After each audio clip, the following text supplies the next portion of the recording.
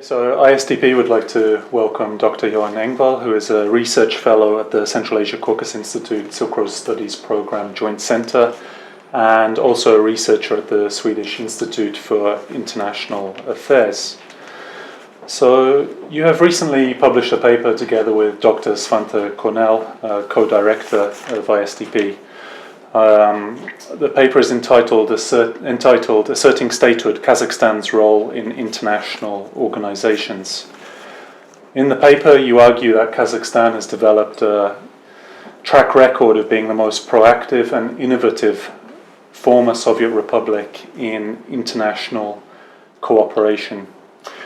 I was wondering if you could elaborate a bit on what have been some of the notable milestones for Kazakhstan in achieving its foreign policy objectives, and why do you think it's been more successful than its Central Asian neighbors in this regard? Yeah, thank you. Yes, I think you can say that in this paper we structure actually Kazakhstan's foreign policy or its multilateral relations, engagements with international organizations according to three categories, you can say. First, you had this unilateral Kazakh initiatives, and I think there you find two very significant initiatives which came very early. From early on, we had first the nuclear non-proliferation initiatives from Kazakhstan, where they really quickly established itself with disarming, together in close cooperation with the US and Russia. And since then they have also continued with many initiatives in this sphere of nuclear security. And I think that was a significant initiative, that because it very early on drew Kazakhstan into, say, big international politics, and also showed the significance of cooperating closely with great powers, but also with significant international agencies in this sense. Then the second as prominent unilateral initiative, I would say here, is of course also the Conference on Confidence Building in Asia, which they launched already in the first time it was mentioned was by President Nazarbayev in 1992 at the United Nations General Assembly, when he talked about this. And that was a rather bold initiative, you have to say, because it was at that time coming from a country which only had relations basically with Russia at that time. And that format has really established, and I would say that that's a significant contribution. And in the last summit that they had last year, for instance, the Chinese President Xi, he participated and laid out the visions from China's perspective. And Nazarbayev even talked about maybe turning it into something of an Asian equivalent to the OSCE, like that. So I think that these are, it shows that they have been very active in this sense. But then you have a second layer, and that's of course their involvement in regional integration, where they have really pushed forward in Eurasian integration, especially when it comes to economics. Which has also some problems with this dimension, I would say. And then you have the international, to try to integrate into key international organizations, which is also like a third category here. But I would say that if you compare, this was something that was developed quite early by Kazakhstan, and it's also been, in a way, a model for the other Central Asian countries. But I would say that the Kazakh approach has been more methodic and more long-term in a way. If you compare to, the similar attempt has been made by Kyrgyzstan and Tajikistan, the smaller Central Asian countries, but they have done so in a less institutionalized way, I would say, more like trying to reap benefits from different, but in more short term. And if you have Uzbekistan, they have also had this time try to use the West or China and Russia sometimes, but they have not, instead of building all relations, they have really shifted 180 degrees. Either it's been about Russia, or if these relations turn sour, then they turn 180 degrees to the US, for instance, and like that. So that's, I think, is a difference. Mm-hmm.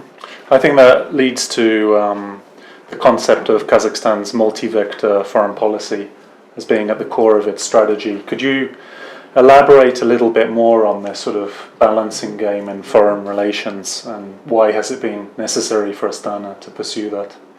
Yeah, I mean, you can think of it as you said, that they have different vectors or different pillars in their foreign policy, and that's been the key here has been to keep this rather balanced. Yeah, I mean, maintaining balance here, not allowing any of this. If they have the Russian vector, the Chinese, the US, EU to some extent, maybe even you could talk a little bit about Turkey there, So keep a rather balanced between this. And that they succeed. I would say that the golden era, others have also written about this, was here from like 2001, when the US really emerged with the partnerships here in the war on terror in the region. So that, and together with that, you had this massive or extremely rapid Chinese expansion in the region from the early 21st century, when it really took off. And then you also had at that time rather weak Russian position still, even if they were always active. But so that enabled all these countries, and particularly Kazakhstan, to build this. So it was like a structural aspects also that influenced this and made it possible. But it has become more difficult to keep this, I would say, from 2011 or 12 maybe you see a breaking point.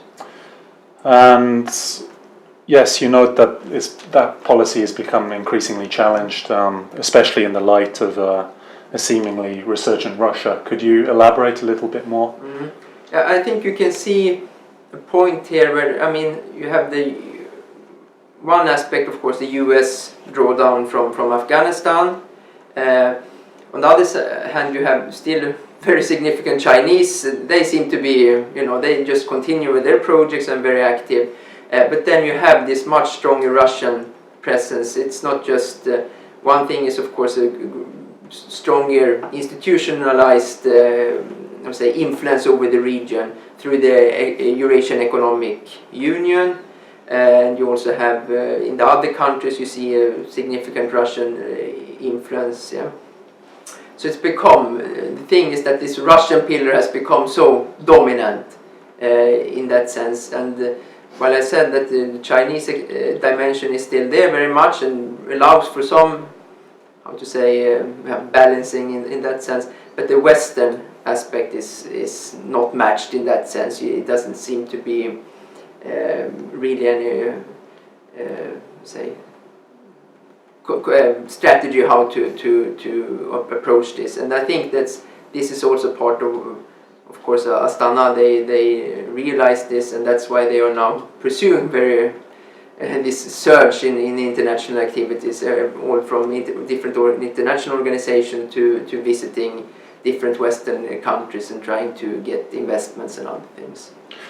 There seems to me to be a little bit of a ambiguity whether Russia is a threat or a partner for Kazakhstan. What is your opinion? Of course, that must be emphasized. I think that also under this, if I say, golden era of multi-vectoral policy here in the first decade of the 21st century, it was still, of course, a very strong partnership with Russia. That dimension is always there, and it should be, and because it's not because of various factors, economy and cultural, and also the fact that there are a big Russian minority in Kazakhstan. So that aspect is impossible to avoid, and they should not avoid. But you can see that at the same time, I think that the strong focus Kazakhstan has still had when it comes to Eurasian Economic Union has been based on this. I would say, because for them it's about economics. They always emphasize that, and not about politics. They should not bring in any political dimensions to this union. But even with the economic aspects, I think it still rests on this assumption that it should be, that a union, when one country is so dominant, could still work as a union of equals, yeah, in a way. But I think that might be problematic, and we have seen some tendencies, of course, that the views on the future of the Eurasian integration might not exactly be matched here. So that is something that we have to continue to follow.